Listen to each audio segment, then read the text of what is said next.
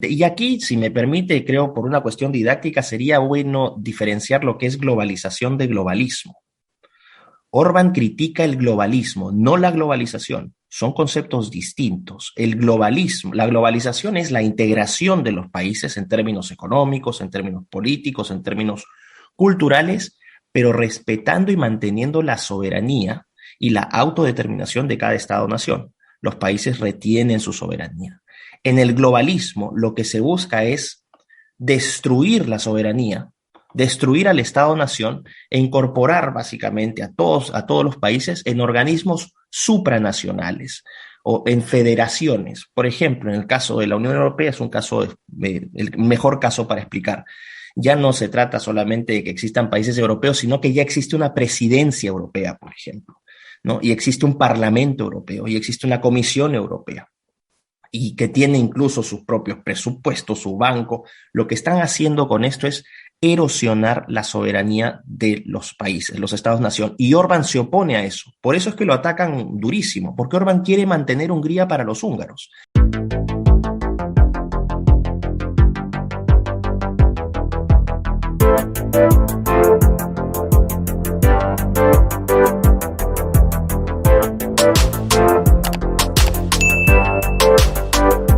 Usted escucha Nocturna RCN Podcast. Hoy con un invitado muy especial porque nos vamos para Europa, pero para la Europa oriental. Se trata de Miklos Lukas. Miklos Lukas. Miklos Lukas es un académico, es un profesor universitario, es un analista político y él en estos momentos se encuentra en Budapest. Nos atiende desde la capital húngara. Está en Hungría, entre otras cosas, porque por su especialidad, por su conocimiento, por su profundidad en sus conocimientos, acaba de ser invitado por el colegio Matías Corvinus, una institución educativa allí en Budapest, donde se encuentra nuestro invitado, el peruano Miklos Lukas. Miklos, es un gusto saludarlo. Bienvenido a Colombia a través de Nocturna RCN. Don Julián, es un placer para mí estar en su programa y un fuerte abrazo a todos los amigos de Colombia. Miklos, usted se encuentra precisamente en la capital húngara y hoy queremos desarrollar con usted, si es tan amable, el tema de Viktor Orbán, es decir, el presidente húngaro que acaba de ser reelecto por cuarta vez. Escuchen bien, queridos oyentes de Nocturna, no la primera, ni la segunda, ni la tercera. En cuarta ocasión, este hombre se impone en las elecciones y tiene el respaldo de su pueblo, y por eso queríamos hablar con nuestro analista político invitado que nos explique en dónde radica el éxito de este hombre, que para muchos países de Occidente, pues no es tan bueno, no es tan demócrata, y entonces, pues escudriñando un poquito con nuestro analista, a ver qué nos cuenta. Miklos, ¿por dónde comenzamos para hablar de este fenómeno político, de este líder de Europa Oriental, como es Viktor Orbán? Bueno, don Julián, de partida creo que su pregunta también incluye un elemento muy importante de percepción de cuál es la realidad y cómo se informa esa realidad. Entonces aquí juegan un rol fundamental los medios de prensa, que sean los medios de prensa, sobre todo en Occidente y acá en Europa en particular, que se han dedicado a desvirtuar deliberadamente la posición de Hungría, el liderazgo de Orbán, el éxito de sus políticas y el aprecio que tiene, ¿no? Y el respaldo popular que ha sido legitimado este domingo pasado por los húngaros. Orbán, el crimen de Orbán, por ponerlo de alguna manera, es no alinearse a una ideología política liberal, pero desde un liberalismo entendido en Europa, no el liberalismo en América, que es un liberalismo de derechas, economista, ¿no? En Hispanoamérica la derecha es una derecha liberal pro mercado. El liberalismo en Europa y en los Estados Unidos tiene una connotación más de centro-izquierda, es un liberalismo social. Esa distinción hay que hacerla, es importante porque, como le dije, en América Latina el liberalismo se asocia a la derecha, pero en Europa y en los Estados Unidos el liberalismo se asocia a la centro-izquierda. Entonces, Orbán no tiene una posición social liberal, que es la posición de facto, por ejemplo, en una organización como es la Unión Europea. En la Unión Europea, la posición de default es la del liberalismo, el socialliberalismo. Y Orbán es un conservador nacional. De hecho, él ha planteado su posición ideológica y la posición de su gobierno como un conservadurismo nacional. Esto quiere decir un conservadurismo que apela a las raíces cristianas de Hungría, que defiende sus tradiciones, sus valores, que se opone, por ejemplo, a la educación de género, que ha tenido gran difusión en Europa con resultados nefastos, valga decir, y también una política económica que promueve lazos, por ejemplo, con otros países, pero que también es abierta a la inversión extranjera directa. Curiosamente, y este es un caso para resaltar, Hungría es una de las economías más pujantes de Europa y es una de las que mejor se ha recuperado después de estos 2 años de dificultades que nos ha traído la pandemia. Entonces, Orbán es la refutación de esta idea de que solamente con un social liberalismo o con un progresismo europeo los países pueden salir adelante. Él, desde una perspectiva ideológica distinta, ha probado que los países pueden caminar, que pueden ser prósperos y que pueden tener estabilidad. Y creo que ese es el gran ataque que se le da a Orbán, que es exitoso no sumándose a la línea ideológica preponderante hoy en la Unión Europea. Pues, Miklos, importantísimo el inicio suyo porque esto nos abre las puertas para el análisis, para tratar de comprender un poquito, porque a veces se critica sin conocer, se critica sin comprender realmente lo que sucede o las distintas formas de actuar de los pueblos, sobre todo tan distantes de la geografía colombiana, de nuestro país donde nosotros nos encontramos.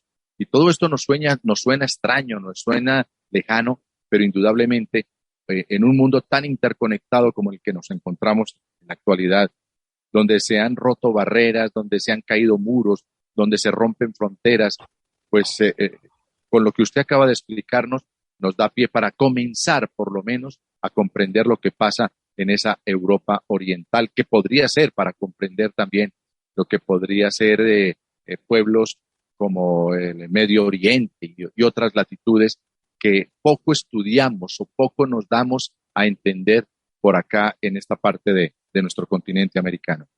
Miklos, pero entonces en el discurso del triunfo, ahorita recientemente, el presidente Orbán expresó y dijo no al globalismo, no al comportamiento de un húngaro norteamericano como George Soros, y empezó rápidamente a fijar las líneas en las que se mueve el presidente Orbán y que lo llevaron precisamente a la presidencia. No al globalismo, porque él dice, no le camino a eso de la ideología de género, no le camino a las figuras identitarias, no le camino a nada de eso, y mucho menos a un hombre que desbarata un balín como es George Soros.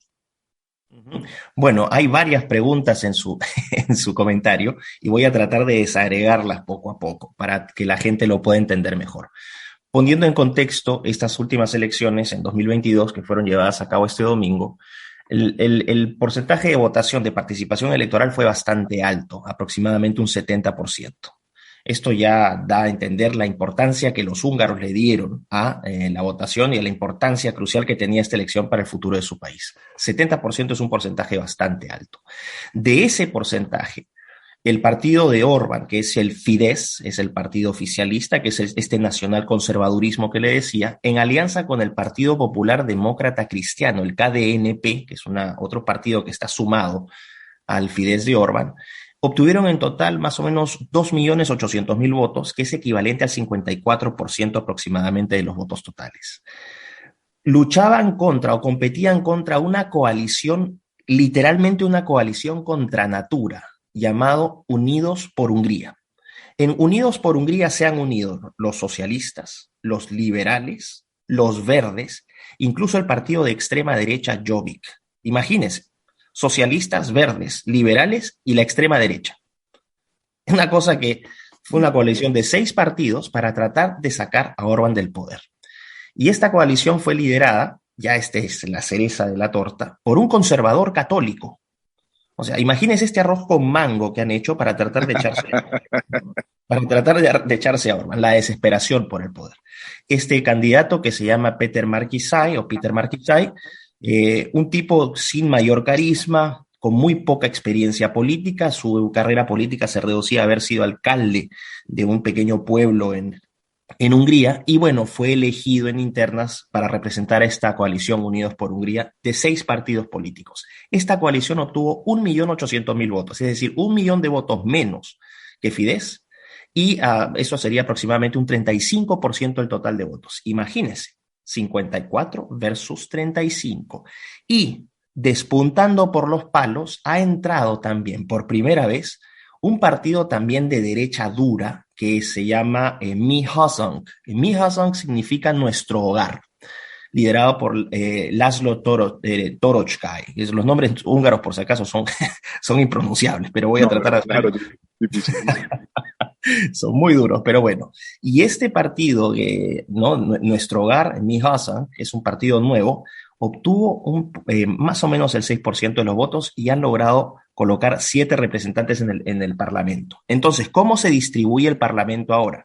Fidesz de Orbán, que entre 2018 y 2022 tenía 133 parlamentarios de 199, que es el total, ahora han sumado 2 más, son 135, tienen mayoría absoluta, es decir, no tienen que negociar con la oposición absolutamente nada, pueden pasar leyes cuando les plazca. La oposición obviamente ha obtenido menos sitios, pero aquí lo importante es decir que más de 2/3 de los votos del Parlamento son para Fidesz. Y ojo, Orbán no es presidente, es primer ministro. La figura presidencial recae en una mujer, por primera vez, supuestamente este misógino patriarcal de Orbán, ¿no? Ha puesto a una mujer, porque es candidata, también fue candidata del Fidesz, Katalin Novak. Y Katalin Novak fue ministra de la familia. Es un ministerio que se creó hace poco para promover políticas pro familia. ¿Esto qué significa? Promover la natalidad en Hungría a través de incentivos, a través de bonos, a través de reducción de impuestos, y ha sido una política que ha tenido muchísimo éxito, que ha aumentado las tasas de natalidad en el país, evitando este invierno demográfico que está afectando a varios países de Europa, en muchos casos con consecuencias que aún no conocemos, pero que van a ser muy duras, sobre todo en lo económico. Y que termina siendo, Miklos, prácticamente una política mundial por parte de los globalistas, ¿no? No claro. un mundo sin niños. Exactamente. Y aquí, si me permite, creo por una cuestión didáctica, sería bueno diferenciar lo que es globalización de globalismo. Orbán critica el globalismo, no la globalización. Son conceptos distintos. El globalismo, la globalización es la integración de los países en términos económicos, en términos políticos, en términos culturales, pero respetando y manteniendo la soberanía y la autodeterminación de cada Estado-nación. Los países retienen su soberanía. En el globalismo, lo que se busca es destruir la soberanía, destruir al Estado-nación e incorporar básicamente a todos los países en organismos supranacionales o en federaciones. Por ejemplo, en el caso de la Unión Europea es un caso, el mejor caso para explicar. Ya no se trata solamente de que existan países europeos, sino que ya existe una presidencia europea, por ejemplo, ¿no? Y existe un Parlamento Europeo y existe una Comisión Europea, y que tiene incluso sus propios presupuestos, su banco. Lo que están haciendo con esto es erosionar la soberanía de los países, los Estados-nación, y Orbán se opone a eso. Por eso es que lo atacan durísimo, porque Orbán quiere mantener Hungría para los húngaros, y ese es el apoyo que le han dado los húngaros. Cuando la gente dice, ¿por qué este sujeto que es básicamente Orbán, lo pintan de la peor manera? ¿Por qué recibe tanto respaldo? Es porque los húngaros aman Hungría y quieren mantener a Hungría para los húngaros. Esto no quiere decir que no acepten inmigrantes. El caso de la guerra, por ejemplo, en Ucrania lo ha demostrado con mucha claridad. Después de Polonia, que ha recibido más de 2 millones de refugiados ucranianos, Hungría ha recibido más de 500.000. Y esto es particularmente relevante, don Julián, porque la población húngara no supera los 10 millones. Estamos hablando casi un 5% de aumento de la población en cuestión de semanas. Entonces, no es que Hungría sea un país que sea racista, no. Lo que hicieron los húngaros cuando Europa quiso abrir las puertas a la inmigración del Medio Oriente, por ejemplo, desde Siria y los países del Medio Oriente, Los húngaros dijeron, no vamos a hacer esto porque lo que tenemos que proteger en nuestras fronteras y no vamos a aceptar que gente ilegal venga ¿no? a ocuparnos. Cerraron sus fronteras por eso. Los polacos hicieron lo mismo. Y fíjese ahora, qué problemas están teniendo países que recibieron literalmente millones de refugiados, como Alemania, como Suecia, ¿no? Como Francia. Ahorita con tremendos problemas de orden y seguridad interna, con criminalidad elevadísima, con casos de violaciones. Ahora, por ejemplo, Estocolmo es una de las ciudades más peligrosas para las mujeres, por las violaciones emanadas, por ejemplo, de grupos de musulmanes. Hungría mantuvo esa protección, no solamente de su frontera, sino también de su cultura. Y tanto Varsovia como Budapest son, sin ninguna sorpresa, las capitales más seguras de este continente. Entonces puede ver que son políticas que han sido disolventes, las políticas progresistas, globalistas, que buscan disolver el Estado-nación. Orbán no quiere eso y los húngaros tampoco.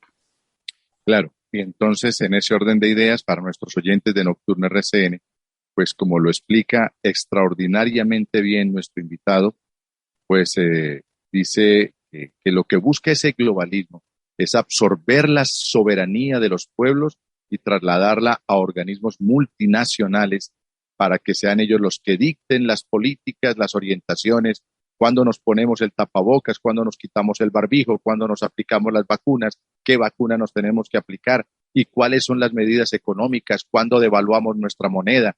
Bueno, todo lo que tiene que nos lo dictan desde afuera. Eso lo dictarían desde afuera todos estos países que practican el globalismo, que es a lo que están apuntándole la mayoría de los países, comenzando por ese experimento que, como lo explica Miklos, pues el mejor experimento sobre lo que es el globalismo es la Unión Europea. Se unen todos los países, pero hay unos rectores que dicen a esos países y le dan dictados a esos países de qué es lo que hay que hacer.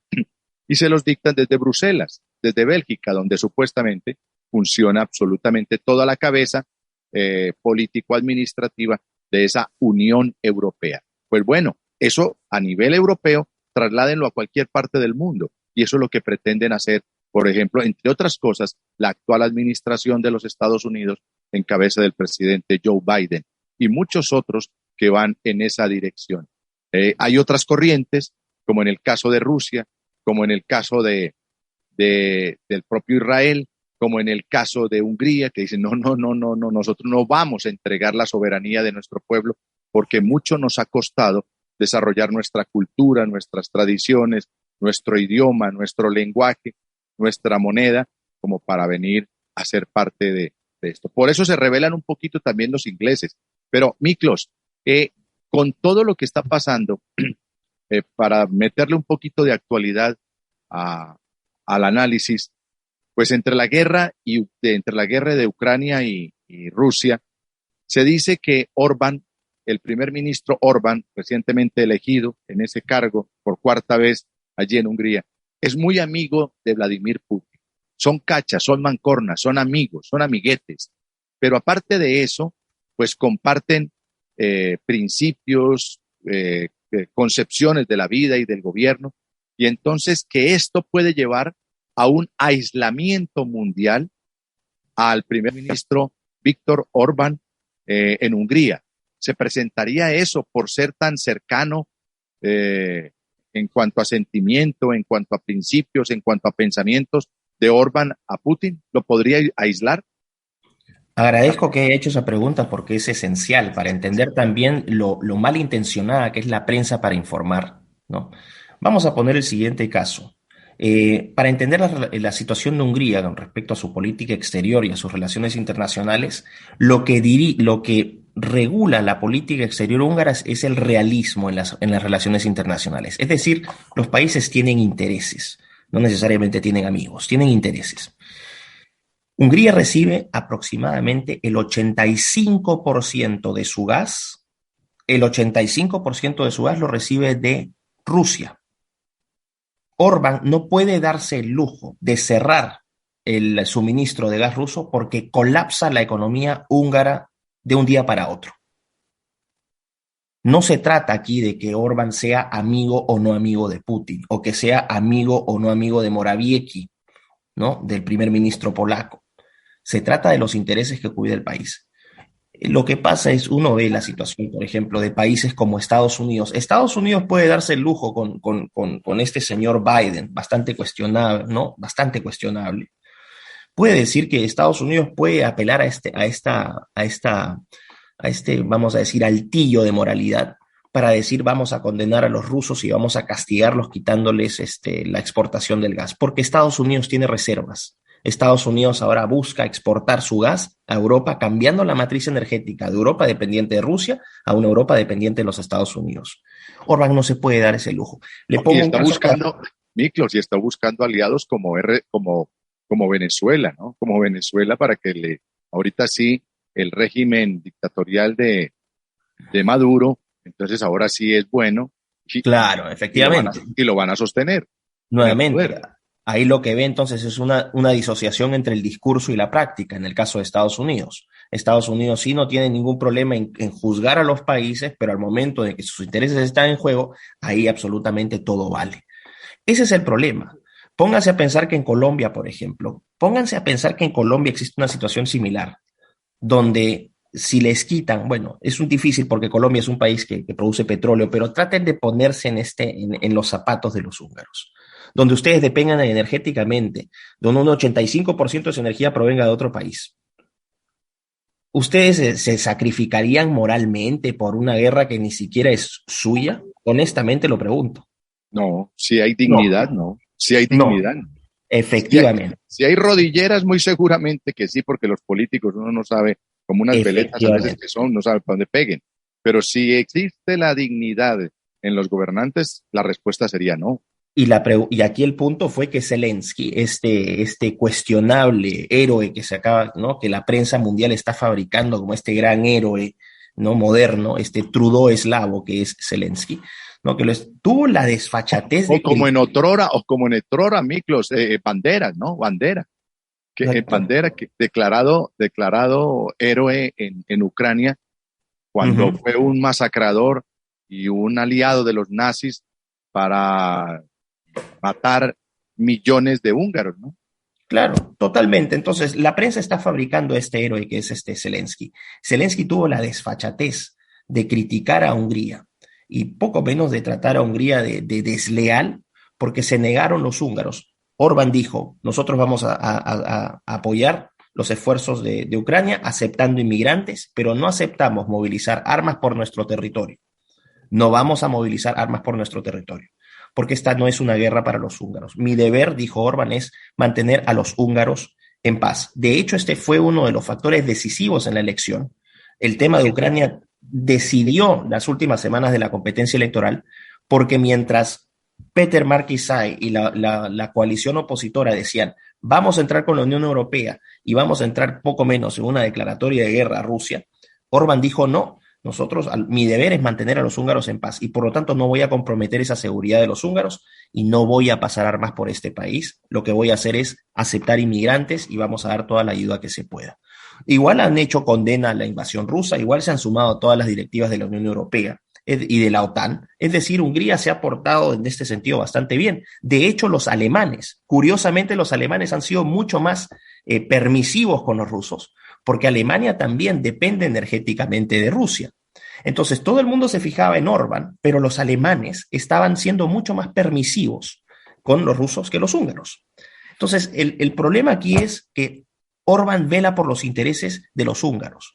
Por eso es que es muy importante que la gente entienda, los medios de prensa tradicionales, la BBC, Deutsche Welle, TV5 de Francia, Radio Televisión Española, la RAI, todos estos medios de prensa dan una cobertura sesgada y políticamente dirigida contra el gobierno húngaro. Lo que ellos presentan es falso, lo digo abiertamente, es falso y distorsionado.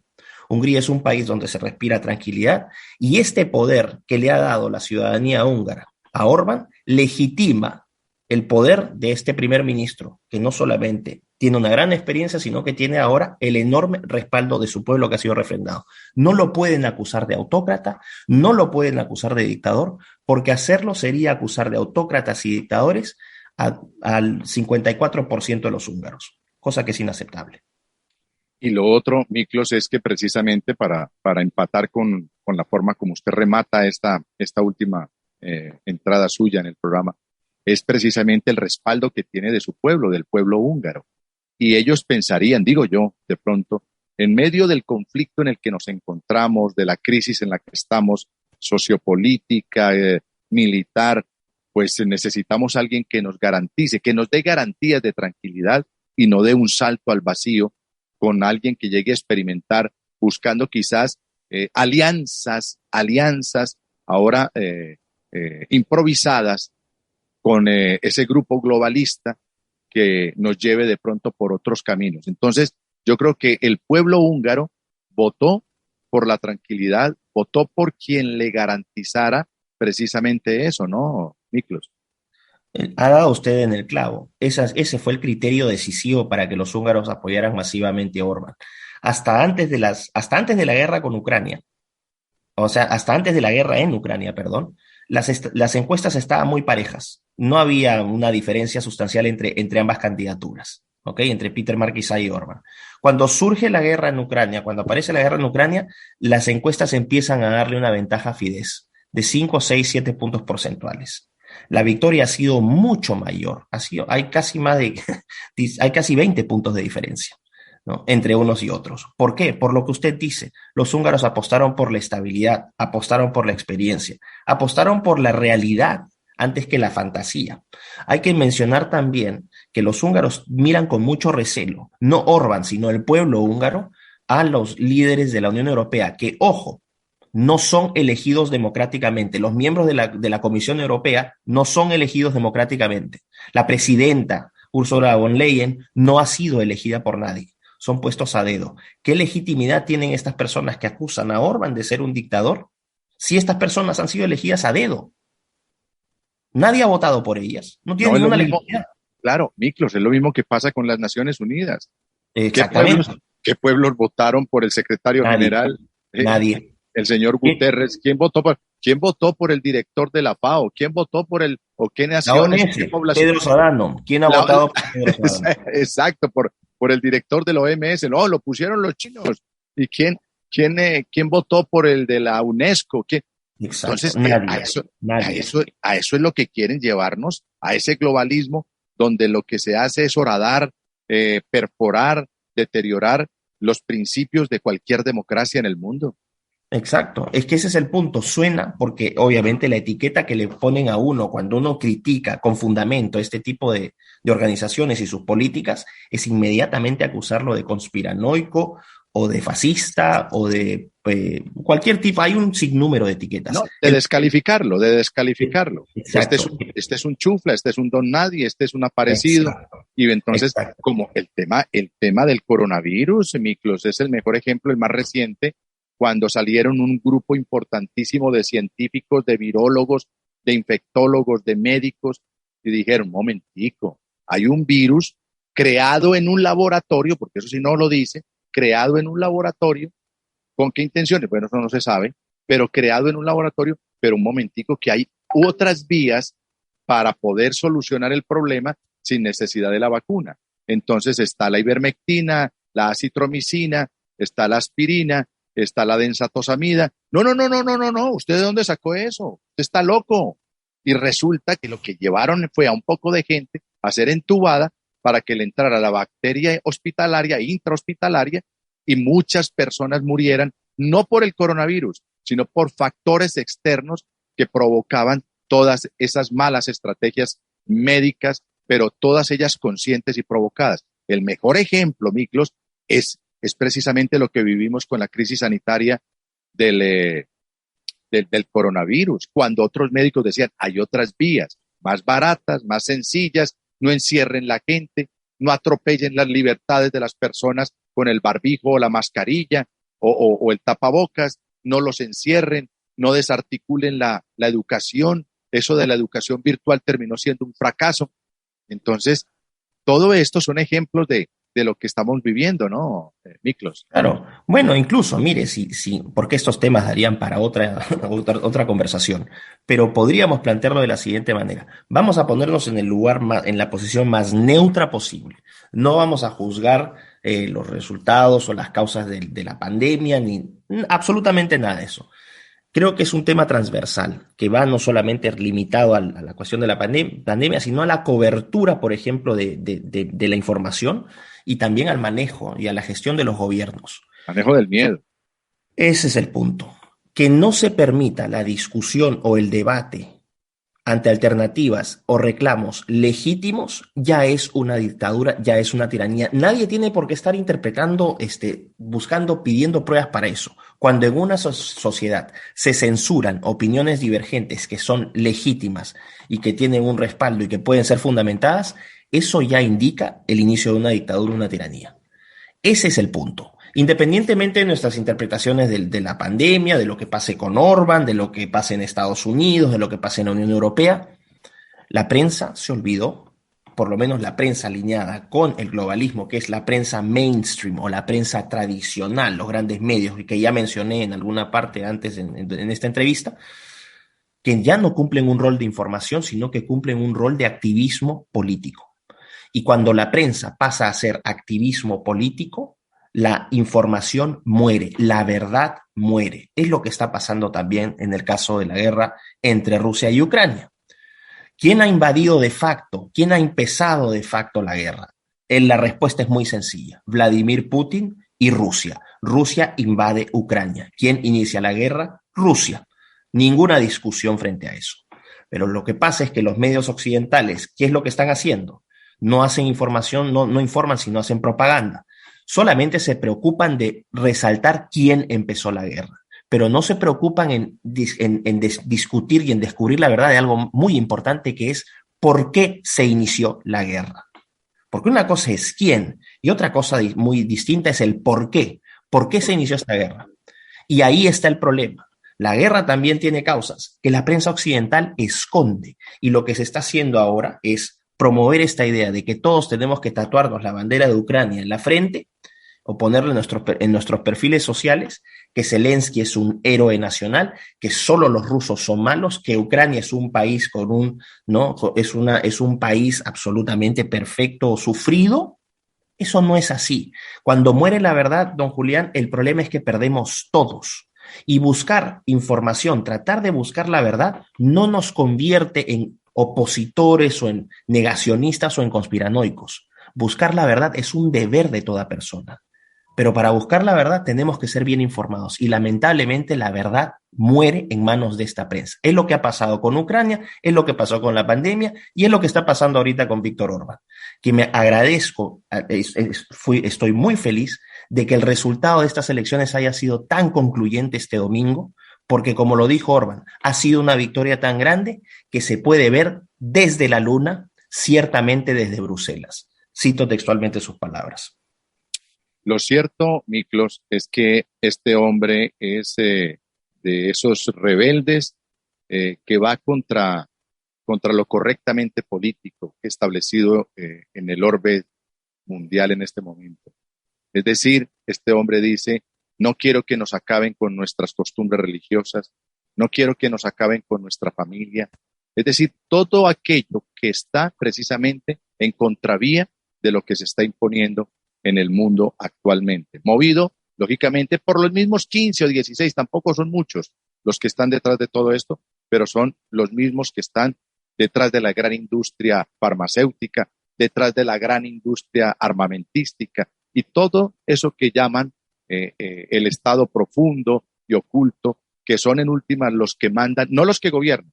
Los que gobiernan pueden resultar ser unos títeres, pero los que mandan son precisamente todos estos que quieren, es el señor Bill Gates, Elon Musk, Jeff Bezos y 10 más, los Rothschild, los Rockefeller, y esos son los que mandan y los que le fijan el rumbo al mundo. Y esto ya lo hemos tratado muchas veces aquí en nuestro programa Nocturna de RCN. Pues este hombre, Víctor Orbán, actual primer ministro húngaro o de Hungría, pues que acaba de ganar las elecciones el domingo anterior, como lo cuenta nuestro invitado, el experto analista internacional Miklos Lukas, desde precisamente Budapest, la capital húngara, pues este va en contravía de todo eso. Y por eso le cae la aplanadora mundial, Empezando, cuando prenden los motores, lo primero que echan por delante son los grandes medios de comunicación que a veces nos tergiversan la realidad.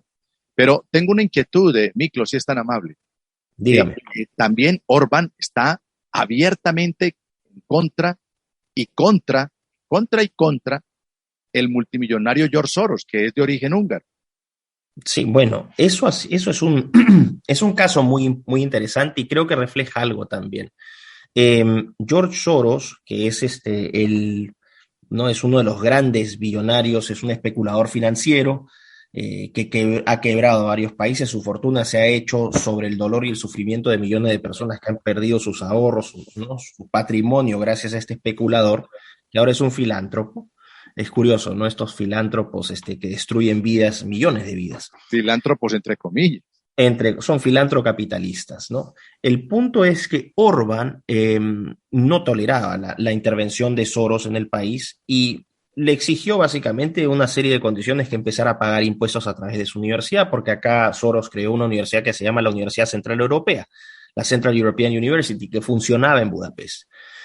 Y Orbán entendió que Soros no solamente utilizaba su dinero para causas, entre comillas, educativas, sino también para la infiltración del poder del Estado a través de ONGs y, ¿no?, estos colectivos no gubernamentales. Finalmente, Orbán terminó sacando a Soros del país. Soros se tuvo que ir y puso su universidad creo que está en Viena en estos momentos operando. Pero fíjese en lo siguiente: en este país Soros no ha tenido injerencia. Trata de tenerla, pero no tiene gran influencia. Y Hungría sigue siendo un país que se mantiene libre de todas las agendas del progresismo, la agenda del medio ambiente, el género, de la agenda LGBT, de la ideología de género, del feminismo, etc. Lo que pasó con Soros, por ejemplo, en Ucrania, desde el 2014, cuando financia Soros abiertamente con otros filántropos, entre comillas, y gobiernos europeos y los Estados Unidos, la revolución del Euromaidán en 2014.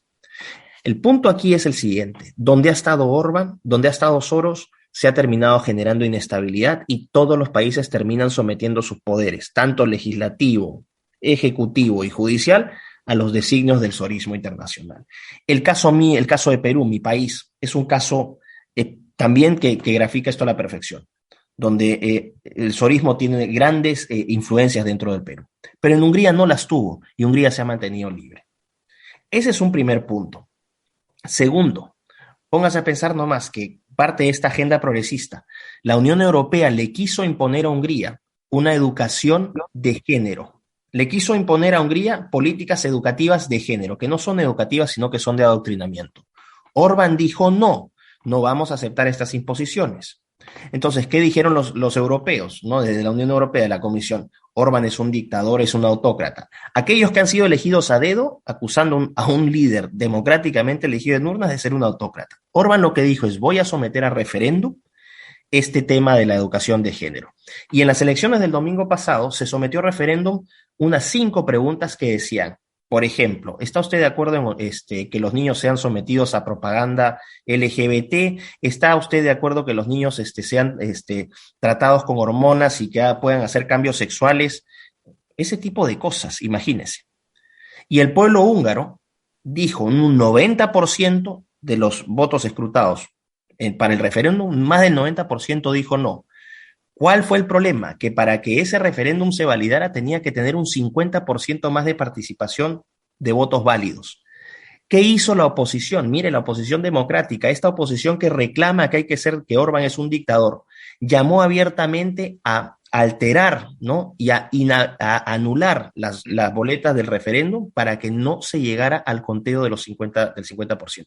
Finalmente hubo tantos votos, ¿no?, vamos a decir, cartillas de referéndum viciadas, que fue menor al 50%, fue 47%, y el referéndum no pudo ser legalmente aprobado. O sea, votos nulos. O sea, dañaban las tarjetas para que no... El tarjetón para votar sobre este referéndum. Así es. Para que no superara el 50%. Como le digo, esta oposición, entre comillas, democrática, que critica de dictador y de tirano a este hombre que ha sido elegido en urnas, llamando abiertamente a viciar las papeletas del referéndum para que no se llegara al 50%. Y lo lograron porque se llegó al 47%. Pero de esas, vamos a decir, cartillas válidas, más del 90% dijo no. ¿Y por qué? Porque uno ve, por ejemplo, cuáles son los resultados de estas terapias, por ejemplo, de conversión de sexo en niños, que fueron llevadas a cabo en el Reino Unido. Entre 2016 y 2018, 2.800 niños fueron sometidos a crueles cambios de sexo. ¿Qué tal es? Tratamientos con hormonas, reasignación de género, todo esto pagado con dinero de los contribuyentes, mutilación de órganos sexuales. ¿Qué ha pasado? Muchos de estos pacientes, niños, han terminado suicidándose. Tal así ha sido el impacto de este crimen, porque no hay otra palabra para decirlo, que el gobierno del Reino Unido, desde el año pasado o antepasado, prohibió las cirugías de reasignación hasta que no cumplan los 18 años. Orbán está protegiendo a Hungría de eso. Esas son parte de las políticas, entre comillas, progresistas, que están destruyendo sociedades. ¿Qué se puede ver en Occidente? Sociedades menos seguras. No hay integración, por ejemplo, de los inmigrantes islámicos. Lo que hay es así. No hay una asimilación, hay literalmente una invasión. En Estocolmo, en Inglaterra, donde yo vivo habitualmente, yo radico en Inglaterra, dentro de varias ciudades inglesas usted puede encontrar guetos islámicos, donde si ya se aplica la ley Sharia, o sea, una mujer inglesa que quiera transitar libremente por esas calles, no puede hacerlo si es que no se cubre la cabeza con un velo, porque son microestados, son microterritorios controlados por musulmanes. Eso no es... Eso fue, Miklos, qué pena que lo interrumpa, eso fue lo que en un determinado momento también impidió Putin. Vladimir Putin dijo, no, aquí no, nosotros somos cristianos ortodoxos y aquí no, nosotros no nos van a venir a decir que nuestras niñas y nuestras mujeres usando el burka, claro, y andando por las calles de Moscú, digo, no, aquí no. Habría que hacer... Pero no, aquí pues no nos van a ir a imponer ni su cultura ni su religión. Sí, pero aquí habría que hacer una salvedad, ¿no? Que el caso de cada país tiene sus propias culturas, su propia dinámica. Rusia es un país que está marcado política y culturalmente de manera decisiva por la Iglesia Ortodoxa rusa, el cristianismo ortodoxo ruso. Entonces, Rusia es un país muy basado en sus tradiciones, en su cultura, en una identidad nacional que es complicada porque Rusia es un conjunto de países, un conjunto de etnias, un conjunto de naciones. Es un país tan grande, con culturas tan distintas dentro de ese vasto territorio. Imagínense, el 18% de la tierra está cubierta por Rusia. Rusia equivale al 18% de la superficie del planeta. Entonces, es un país muy difícil, muy complicado. Entonces, evaluar a Rusia desde una perspectiva conservadora, occidental, con lo que es este conservadurismo, este tradicionalismo ruso, no es correcto porque son muy diferentes. Entonces, se trata también de desacreditar a aquellos que cuestionamos esta narrativa que se nos impone de que los rusos son todos los malos y que los ucranianos son todos los buenos y que los europeos y Biden son los maravillosos, y decimos, no, la guerra tiene más complejidades, tiene más causas, hay cosas que acá no se nos están diciendo, que se nos acusa entonces de ser pro-Putin por cuestionar esto.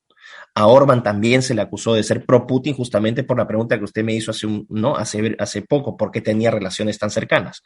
Porque los húngaros dependen del gas ruso, porque la economía húngara depende del gas ruso, y si se corta el gas ruso, Hungría colapsa de la noche a la mañana. Y ya no va a ser el amor por la guerra, ¿no? y la moral para nuestros hermanos ucranianos, sino que eso va a significar millones de familias sin nada que comer. Niños húngaros muriéndose de hambre. Entonces, el discurso de la moralidad, por un lado, y la realidad, por otra, ¿no? Sí. Pero, Miklos, en cuanto a la economía húngara, ¿cómo la ve usted? Es decir, si tienen las manos de muchos países en el cuello de la sociedad húngara, ¿qué le queda a Hungría? ¿Hacia dónde puede exportar sus productos? ¿Quién le va a comprar si no es cuando le impongan ciertas restricciones o presiones indebidas? Bueno, yo le compro sus productos, pero si usted hace esto. Yo le compro sus productos si usted modifica su constitución en tal sentido. ¿Qué le queda a Hungría desde el punto de vista económico? Bueno, una forma muy didáctica de ver la diferencia entre el discurso, ¿no? y la realidad es cuando uno ve hacia dónde invierten las empresas, a quién le compran y a quién no le compran, las empresas no se rigen por ideología, se rigen por ingresos y egresos, por utilidades netas, utilidades brutas, ¿no? En eso surge. Entonces, una cosa es lo que sea el discurso político y otra cosa es la realidad de la economía. Es muy difícil porque los grandes socios comerciales de Hungría se encuentran dentro de la Unión Europea. Alemania es un gran socio comercial. Y ese comercio no se ha visto afectado, incluso en disputas muy álgidas. Cuando Angela Merkel era primer ministro de Alemania, que tenía una posición muy, muy frontal contra Orbán, pero aún así seguía el intercambio. Póngase a pensar el caso de Brexit, que fue el Reino Unido es una economía mucho más grande, mucho más importante que Hungría, ¿no? Cuando estuvo este debate del Brexit, que también Francia y Alemania presionaron durísimo al gobierno británico para que no saliera, querían hacerles pagar 50.000 millones de libras solamente por salirse del club y amenazaron con una serie de medidas, pero el comercio seguía igual. Audi, BMW, Mercedes seguían vendiendo sus carros en el Reino Unido, que era su principal mercado, y los ingleses seguían exportando sus Jaguars, ¿no? Y sus Aston Martin al continente europeo. ¿Cuál es el punto? Entre el discurso político y la realidad de la economía hay una diferencia fundamental. No corren en planos iguales. Así que la economía húngara está en buen pie en ese sentido. Va a seguir habiendo inversión. Hungría es uno de los países con mayor crecimiento dentro de Europa, con una de las mayores estabilidades en términos de moneda, a pesar de no ser parte del euro, no usan el euro, acá se usa el florín húngaro, el forint, pero sigue siendo un país económicamente estable, con tasas de crecimiento saludables, es uno de los países que mejor ha soportado la recesión que ha generado el tema del COVID, de la pandemia. Así que creo que la economía húngara está en un muy buen pie. Es parte también de las razones de por qué Orbán fue elegido o reelegido. Claro. Miklos, ¿qué exporta Hungría? Bueno, Hungría exporta químicos, exporta partes industriales, exporta mucho páprica o pimentón rojo, exporta vinos. Ese es el tipo de exportaciones que tiene Hungría. Son exportaciones, claro, industria intermedia y, bueno, pimentón rojo, que es una exportación bastante clásica de acá, ¿no? El páprica. Claro. Pues le cuento a los oyentes de Nocturna RCN que hoy nos hemos dado un propósito y es comprender un poquito por qué un hombre, un líder político como Viktor Orbán, primer ministro de Hungría, es reelegido por cuarta vez. ¿Qué tiene este hombre? ¿Cuál es la visión? ¿Cuál es su discurso? ¿Cuál es la manera de timonear esta nación de Europa Oriental para tener tanto arraigo en su pueblo, en su comunidad? Pues ya lo escuchamos, de un verdadero experto y además de una manera muy deliciosa, muy sabrosa de contarnos lo que pasa en este país de la Europa Oriental como es Hungría. Él es el experto en geopolítica, el analista político, el académico, el profesor universitario peruano, Miklos Lukas. Ese nombre, ¿por qué el nombre como tan poco latino? No, es que el nombre, curiosamente, es húngaro. Mi padre es húngaro. Mi padre es húngaro, mi madre es peruana, y Miklos, ese es Miklos, se lee Miklos, pero se pronuncia Miklos. Miklos es Nicolás en la traducción. Vea. Vamos a aprender. aprender. Por eso. Así es que es por eso. Así que nada, don Julián, para mí ha sido un placer estar en su programa. Espero que la gente haya tenido una perspectiva diferente. Yo no le pido a la gente que crea o no crea. La gente tiene que formarse una propia opinión, pero para formarse esa propia opinión tiene que informarse de diferentes fuentes. Un consejo final, simplemente, que la gente no tenga miedo de buscar la verdad, que no tenga miedo de plantarse con opiniones que pueden parecer impopulares, pero que son opiniones formadas o fundamentadas en base a la verdad. Esto es muy importante. No se trata de cuántos tienen la razón, sino cuál es la verdad. Y así a uno le repitan 25 veces que uno es la peor porquería de este planeta, uno puede estar tranquilo con su conciencia porque uno trata de manera responsable y propositiva de buscar la verdad. Busquen siempre la verdad. Ese es mi último consejo. Pues me pego a ese consejo, me pego a esa forma de decirle a la gente que no traguen entero. Todo lo que nos están diciendo mediáticamente en muchas ocasiones viene muy sesgado, ¿no, Miklos o Nicolás? Así es, que no tengan miedo de cuestionar que ejerzan ese derecho, que ejerzan ese talento, por algo tienen cerebro. Cuando la gente repite las ideas de otro, se vuelve en esclavo de otro. No hay cosa más horrible, ¿no? De haber tenido una vida donde uno tiene virtudes, posibilidades para explotar su máximo potencial, que terminar siendo esclavos mentales de terceros, Y que no no buscan perdamos, sus intereses. exacto, y no perdamos de vista que hay una corriente mundial que nos quiere llevar no solamente a hacernos perder la soberanía de nuestros pueblos, de nuestras naciones, sino también a hacernos perder el individualismo, lo que cada uno de nosotros es, para meternos en un talego del colectivismo, donde nos Así es. imponen absolutamente todo. Y no es Pues qué ninguna sabroso, conspiración. señor, No es dígame. ninguna conspiración. Y eso no es ninguna conspiración, es un hecho. Simplemente comparen su vida cómo era hace 2, 3 años a cómo es ahora, y ahí ustedes verán si es que hay conspiración o no. Y con un hombre como Miklos o Nicolás, como nos enseñó, Miklos Lucas o Nicolás Lucas, desde Budapest, Hungría, pues nos está ayudando aquí en Nocturna de RCN a quitarnos la venda de los ojos. Miklos, un abrazo, una enorme felicidad de tener a una mente tan clara, con una expresión tan sencilla y tan agradable como la suya, para ayudarnos a entender todos estos fenómenos de la geopolítica internacional, hoy analizando a un hombre como Víctor Orbán, primer ministro de Hungría, reelegido por cuarta vez. Miklos, en la vieja Europa, un abrazo y muchas gracias por atender a Nocturna de RCN. Muchas gracias, don Julián, muchas gracias a todo su equipo y un fuerte abrazo a todo el pueblo colombiano. Te abrazo a todo el pueblo colombiano. Te abrazo a todo el pueblo colombiano. Te abrazo.